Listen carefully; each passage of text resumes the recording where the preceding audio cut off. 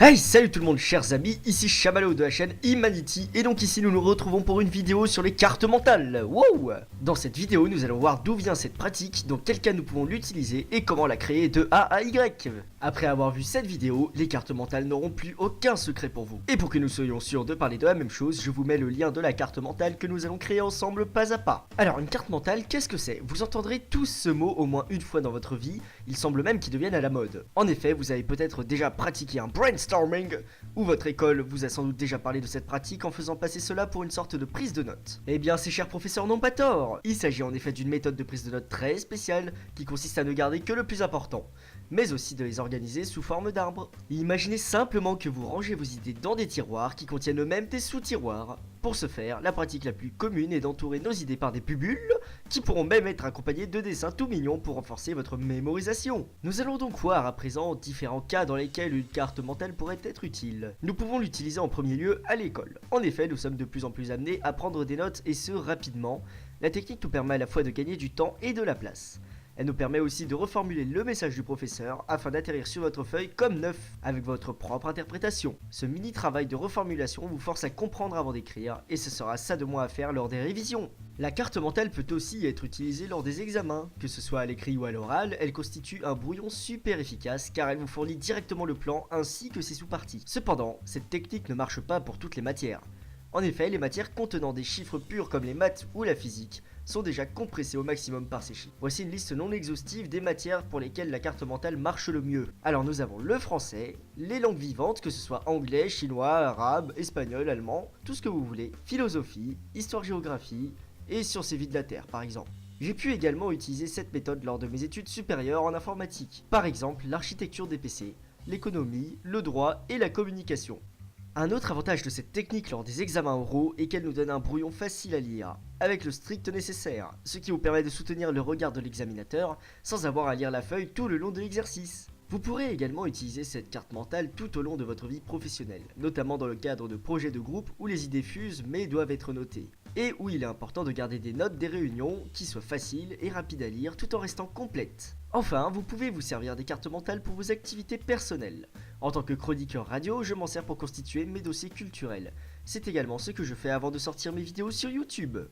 Bon, nous savons ce que c'est qu'une carte mentale, nous savons qu'on l'utilise un peu partout pour avoir l'air cool, mais est-ce que tu as une preuve de ce que tu dis, mon cher ami? Eh bien, j'y viens. Surtout pas de panique, je ne vous sors pas cette vidéo de l'univers ni de mes rêves. La technique existe bel et bien, et ce depuis un moment. Un des premiers pays à instaurer cette technique était la Finlande, qui l'apprenait aux enfants dès la primaire. Je tiens à souligner que la Finlande a le meilleur taux de réussite scolaire en Europe, ça devrait déjà soulever votre intérêt. Ensuite, c'est aussi une forme d'analogie avec beaucoup de méthodes professionnelles. Avec l'informatique, par exemple, dans un projet, il y a deux phases, la conception et la programmation. Chaque partie représente 50% du temps et la conception consiste à organiser les entités et leurs propriétés ainsi que les relations qu'elles entretiennent entre elles. Une explication scientifique à cette efficacité par rapport à un texte rédigé serait que la partie du cerveau responsable de l'apprentissage n'est pas mobilisée de la même manière. Lorsqu'on lit un texte simple, cette partie n'est que partiellement utilisée. Cependant, lorsque ce texte est accompagné de petits dessins, couleurs ou varices à police, la partie en question est stimulée de toutes parts, ce qui pourrait favoriser cette mémorisation. Et voilà, nous avons vu d'où la carte mentale vient, à quoi elle sert et à quel point elle peut se révéler puissante. Maintenant, nous allons créer notre propre carte mentale de A à Y, c'est parti!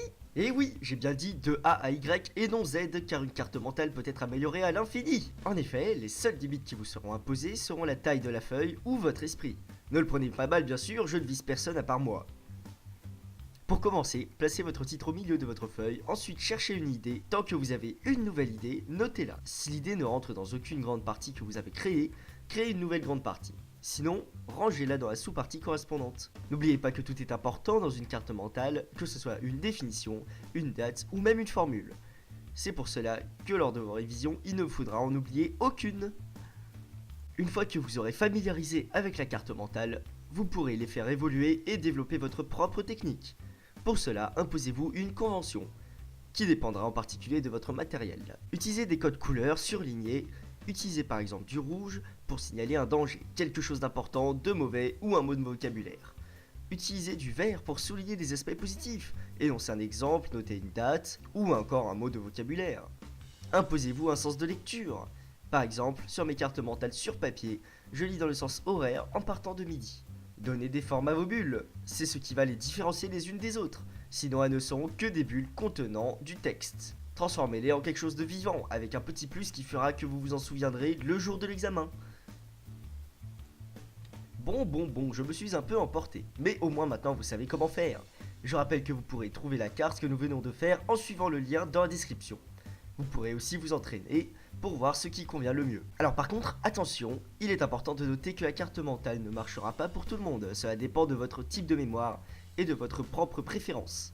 Certains préfèrent en effet rédiger le texte en entier pour être sûr de ne rien rater. Et c'est tout à leur honneur. Et voilà, nous avons quasiment tout vu. Maintenant, je vous propose d'écouter mon avis personnel sur ces fameuses cartes mentales qui m'ont, sans exagérer, changé la vie. J'ai découvert cette technique pendant un cours de méthodologie en seconde, durant lequel j'ai vu le fameux reportage sur la Finlande. Je n'ai pas vraiment été frappé par la pratique, mais je trouvais ça tout de même intéressant.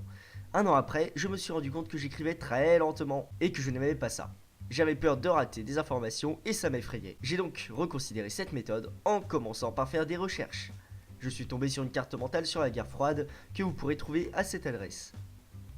J'ai lu cette carte en 30 secondes, puis je suis passé à autre chose. Et aux surprises, le soir même pendant le repas, je me suis rendu compte que je me souvenais de 70% du contenu de cette carte. Je pouvais expliquer la guerre froide à n'importe qui, seulement avec les 30 secondes que j'ai passées à la lire. C'est à ce moment-là que je me suis rendu compte de son efficacité. J'ai commencé à faire des tests au milieu de l'année de première. Au début, ça n'a pas été facile. Enfin, surtout du côté des profs. Je me battais avec ma prof de français qui s'inquiétait que je rate des infos. D'autre part, en histoire géo, le professeur était très intrigué également. Il avait très hâte de savoir si cela porterait ses fruits. Il m'a même encouragé, merci à lui. Est alors arrivé le bac de français, pendant lequel j'ai eu 20 sur 20 à l'oral et 18 à l'écrit, avec pour seul brouillon mes fameuses cartes mentales. Par contre, je vous avertis, j'ai quand même passé une semaine entière à rassembler tout mon programme dans des cartes mentales et à les apprendre. Ça ne dispense pas de travailler, évidemment. À partir de ce moment, j'ai décidé d'adopter la technique définitivement. J'ai commencé à l'utiliser un petit peu partout. L'année d'après, plusieurs professeurs, dont certains que je ne connaissais pas, m'ont envoyé des mails pour me demander de leur envoyer mon brouillon de bac.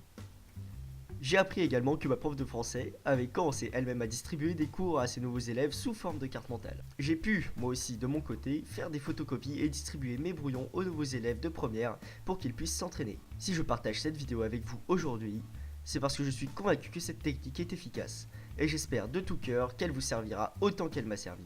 Si je vous dis tout ça, ce n'est pas pour me la péter, enfin, pas seulement. Vous pouvez connaître quelqu'un que cette carte mentale pourrait aider également.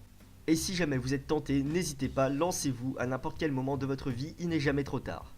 Vous pourrez voir rapidement si cette technique marche ou ne marche pas. C'est tout pour aujourd'hui chers amis, j'espère que cette vidéo vous aura plu et vous aura fait découvrir quelque chose. N'hésitez pas à me laisser savoir ce que vous en avez pensé. Si vous voulez que je fasse des vidéos plus courtes, plus longues, avec plus de churros ou des moustaches, n'hésitez pas. Merci à tous d'avoir regardé cette vidéo et on se donne rendez-vous pour un prochain point Imanichi. Salut tout le monde!